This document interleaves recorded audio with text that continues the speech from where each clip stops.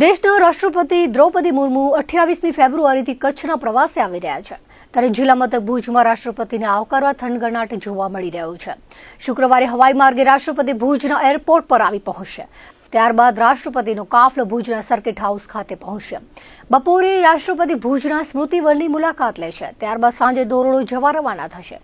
દોરડો ગામની મુલાકાત બાદ સફેદ રણને નિહાળ્યા બાદ રાત્રે સાંસ્કૃતિક કાર્યક્રમનું આયોજન કરાયું છે. રાષ્ટ્રપતિ દોરડોની ટેન્ટ સિટીમાં રોકાણ કરશે. પ્રવાસ કાર્યક્રમના બીજા દિવસે ધોળાવીરા વર્લ્ડ હેરિટેજ સાઇટની મુલાકાત લીધા બાદ અનુકૂળતાએ ભુજથી દિલ્હી જવા પ્રસ્થાન કરશે. રાષ્ટ્રપતિ દ્રૌપદી મુર્મુ ભુજમાં સ્મૃતિવનની મુલાકાત લેનાર હોવાથી સ્મૃતિવન તરફ જતા માર્ગને રિસર્ફેસિંગ કરવામાં આવ્યું છે.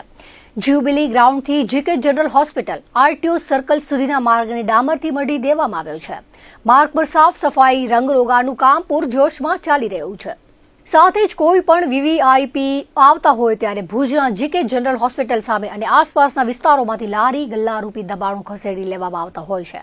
ત્યારે આજે જીકે જનરલ હોસ્પિટલ સામેની ફૂટપાથ પરથી તમામ લારી ગલ્લાઓને ખસેડી લેવામાં આવ્યા હતા.